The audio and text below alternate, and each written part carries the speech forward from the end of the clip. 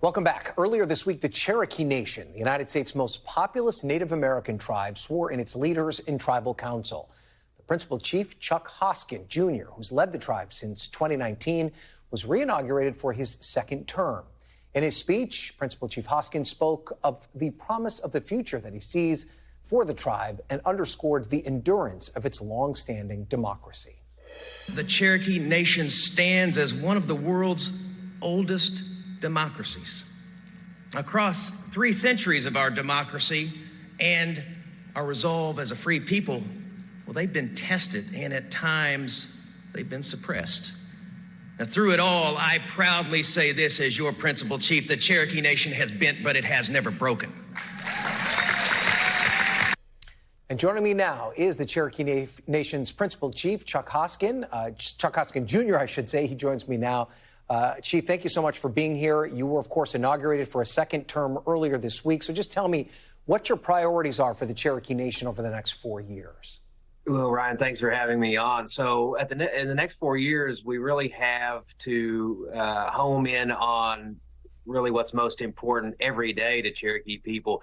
People should understand that in Northeast Oklahoma, Cherokee Nation is really the most powerful force for good and investment and long-term thinking that there is. And one of our priorities is healthcare. So we have the largest tribal population in the country. We've got to complete what'll be a $400 million hospital, which will complete a healthcare system that is all new infrastructure, all new clinics. We're determining our own healthcare destiny. Along with that is a focus on drug treatment because we have an issue with addiction across the reservation. We've got the resources to address it. We're going to do it. And then there's bigger issues that really are going to span way beyond my term, which is protecting tribal sovereignty. We're at a point in the United States where the country needs to keep its promise to all of Indian country. That can take the form of treaties. We're asserting treaty rights. It can take the form of meeting historic trust obligations and funding obligations. We've got to do that. And then closer to home, we have our hands full with the governor of the state of Oklahoma from time to time, who is decidedly anti-tribal sovereignty, but we've got a great many friends in this state. So we're going to be busy the next 4 years building up the things that make a great society and protecting Cherokee sovereignty. That's what we'll be doing. And I want to go back to that clip that we played of your inauguration speech just a few minutes ago, and you talked about how the Cherokee Nation's the Cherokee Nation's democracy has endured for 300 years.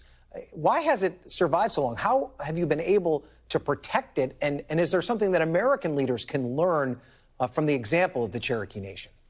Yeah, and to be clear, we're in our 3rd century of our democracy. We really decided to become a government based on the rule of law and democratic principles in the early 19th century.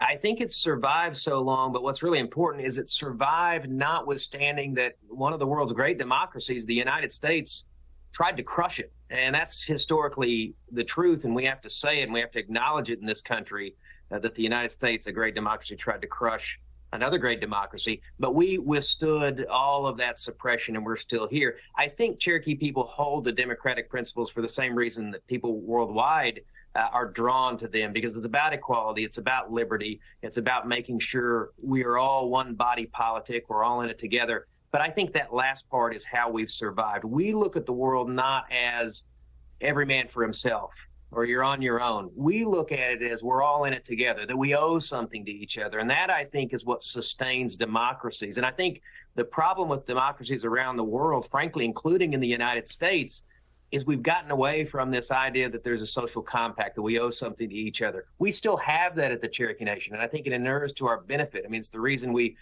withstood COVID in a way that I think we should be very proud of. It's the reason that we face down a lot of threats, because we do them together. As long as we have that sense that we're in this together, we owe each other something, the Cherokee democracy is going to withstand anything that comes its way.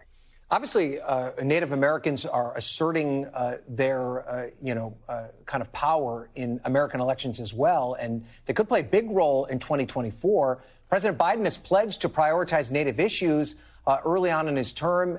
As we look ahead to 2024, has he done enough to garner Cherokee support in the 2024 election?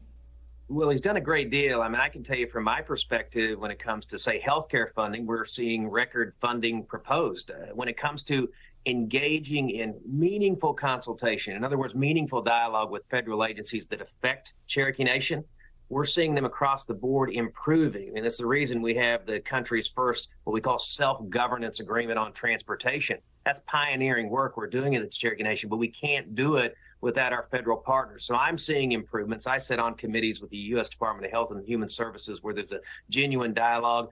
Here's the truth. Both parties have had their fair share of opportunities to fail Indian country. What we need to do in this coming election is not be taken for granted by either party, insist upon our priorities, not on a partisan basis, but on a what is righteous basis, and take those to specific issues. And most principally is healthcare, treaty rights, and a host of other funding streams that, frankly, the country has a bill due, and it needs to pay its bill. And we're going to remind them that that bill needs to be paid by responsible elected leaders. But I appreciate President Biden. He's done a fine job by Indian country. All right, Chief Hoskins, fascinating conversation. I so much appreciate you being on with us. Thank you for being here. Thanks for watching our YouTube channel. Follow today's top stories and breaking news by downloading the NBC News app.